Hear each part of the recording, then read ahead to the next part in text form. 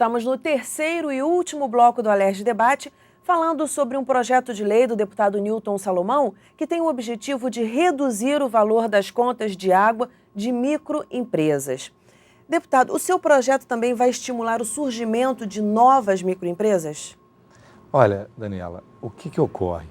Se nós falarmos lá do meu barbeiro, lá do seu Mário, que paga esta conta, né, em torno de R$110 mês, ele já está estabelecido, é um senhor já de 70 anos e com certeza está equilibrando a sua vida lá com algumas dificuldades. Agora, na hora que alguém está pensando em fazer uma empresa, ele tem hoje muita orientação do Sebrae. De cara, no seu plano de negócio, ele recebe uma planilha, uma folhinha, onde ele coloca lá o seguinte: bom, posso ter uma receita de X, mas já saio com as seguintes despesas. Aí ele bota lá, quanto vai pagar de INSS, quanto vai pagar de contador, da loja, e vai ter lá também um item, energia elétrica e água.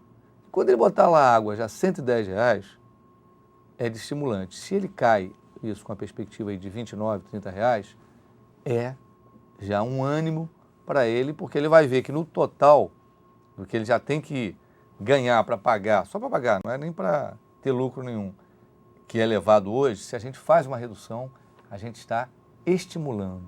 E estimular a microempresa é uma responsabilidade do Brasil todo, do Estado, prevista, como disse, na Constituição Estadual, no seu artigo 228.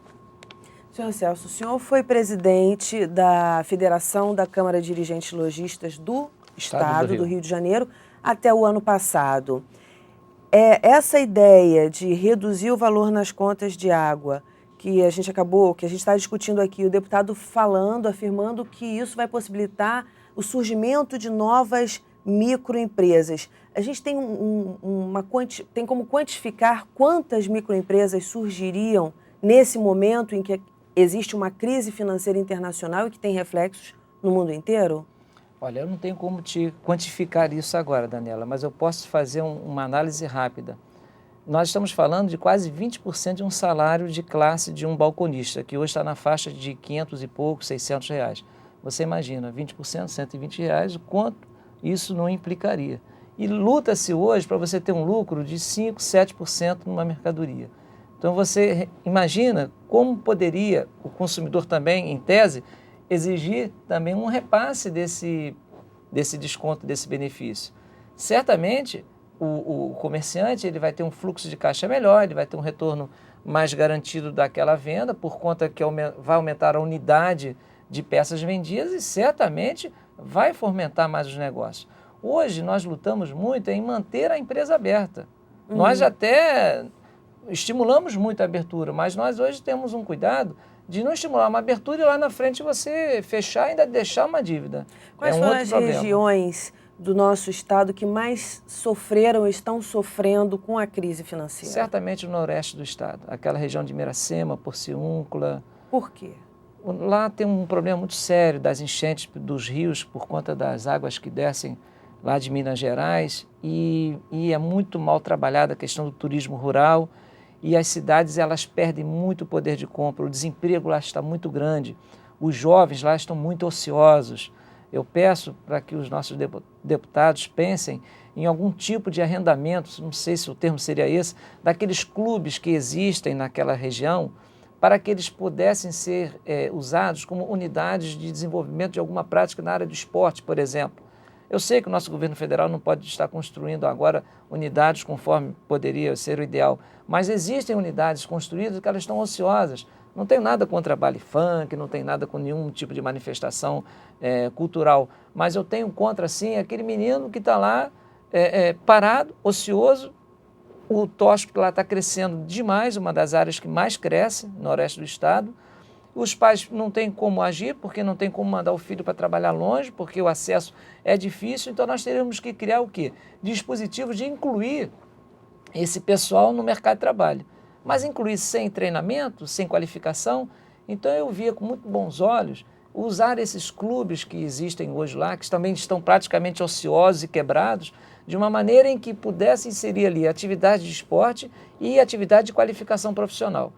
E através desse turismo rural e outras iniciativas, um estudo de base da região, poder desenvolver mais.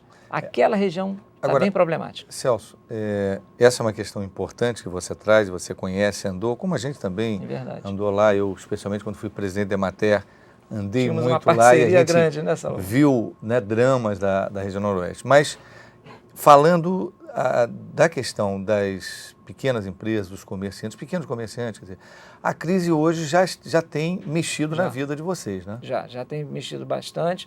Inclusive, o Grande Rio, da onde as minhas empresas são estabelecidas, a gente percebe o Grande Rio, a Baixada Fluminense, tem aquela questão da cidade dormitório, né? Então, as pessoas, elas dormem lá elas dormem na Baixada, né? Elas dormem na Baixada e elas trabalham no centro do Rio. Então, você tem um movimento pendular, né? Consequentemente, a região não consegue segurar essa mão de obra no local. E o desemprego ali está começando a despontar por conta da inviabilidade da continuidade dessas empresas estarem abertas. Por isso que nós falamos ainda há pouco, o deputado comentou sobre esse plano do Refis que a Câmara acabou de aprovar, que nada mais é do que o refinanciamento de impostos na área federal e por conta do Simples, o Simples Nacional, que foi tudo sintetizado em uma guia apenas, o ISS, o ICMS e outros tributos. É interessante nesse momento porque vai dar uma oxigenação. Porque, gente, o comerciante, ele não quer ser sonegador, ele não quer deixar de pagar imposto, ele quer ter condição de pagar. Até porque a penalidade para isso é pesada. Então, e vendo um clima de tensão, né? Total. E abrindo espaço para fiscais que não têm a questão da ética, né? Sim. Toda hora você vê escândalos aí de todo porte, de vários segmentos dessa questão de fiscalização. Então, nós do comércio temos essa preocupação, principalmente quem já trabalha numa empresa 10, 15, 20 anos, aquilo é como se fosse um filho nosso, nós estamos gerando emprego e renda. E é muito triste, principalmente quando você trabalha, você participa de entidade de classe, como sindicatos, ação comercial, CDL, você vê a coisa nascer, você vê aquele teu projeto, ele florescer, não tem realização melhor. Então, eu acho que iniciativas como essa, que uma andorinha não faz verão, mas eu tenho certeza que iniciativas como essa fazem com que o município tenha condição de deixar esse empresário ele trabalhar. Ele quer trabalhar, deixa eu trabalhar. Houve uma época que nós falávamos assim, deixa a gente trabalhar. Nós fomos a Brasília falar isso lá. E foi muito bem-vindo. Deputado, você estava querendo falar alguma coisa? Né, eu estava percebendo que a gente já tinha conversado, eu e o Celso, a gente tem visto alguns números, e realmente toda essa luta, Daniela, para a gente segurar o nível de emprego, é muito importante. Nós temos que aumentar, porque tem muita gente que está desempregada, mas pelo menos manter o que nós temos hoje, porque o mundo todo, o desemprego aumenta.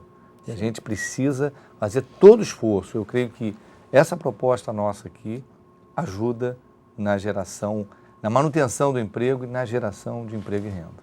Ok, muito obrigada, deputado. Eu vou pedir só que o senhor deixe uma dica de como o telespectador pode fazer para acompanhar a tramitação, o processo do seu projeto aqui na casa.